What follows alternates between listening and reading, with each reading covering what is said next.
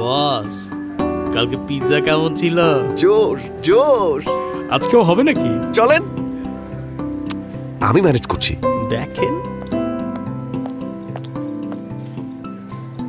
শাওন ভাই, আজকেও পিৎজা হবে নাকি? না রে ভাই, বাসায় অনেক ঝামেলা। আরে চলে না, আমি তো ট্রিট দিচ্ছি। আচ্ছা, কথা বলে দেখি। ভাই, আপনি ছাড়া পার্টি যাবে নাকি? ম্যানেজ করে, ঠিক আছে? ঠিক আছে।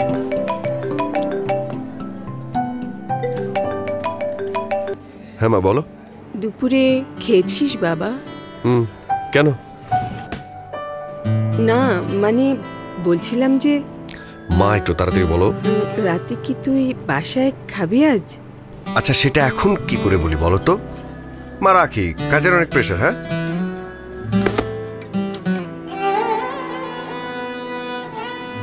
বস, ব্যাংককে তো বাম্পার ডিসকাউন্ট দিচ্ছে, পানির দামে ফ্লাইট।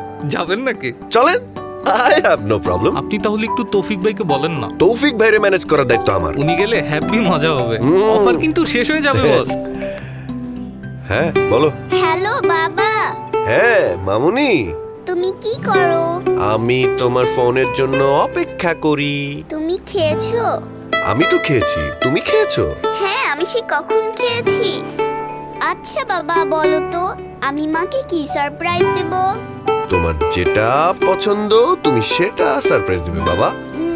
আচ্ছা, মাকে তাহলে একটা পেইন্টিং করে দেই। করো। তুমি আসার সময় একটা কেক নিয়ে আসবে কিন্তু। কেক? কেক কেন মামুনি? আরে আজকে মাদার্স ডে না, তুমি তো ভুলেই গেছো। আচ্ছা রাখলাম, তুমি কাজ করো, কেক আনতে ভুলো না কিন্তু।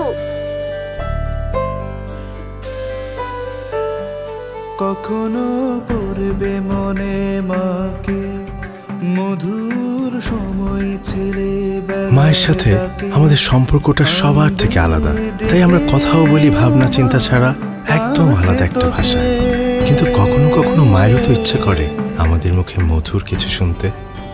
হ্যালো মা,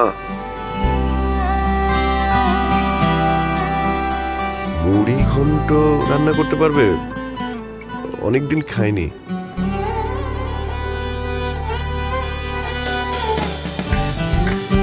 এই মাদার্স ডেতে মিষ্টি কিছু কথাই না হয় উপহার দিন মাকে। Happy mother's day.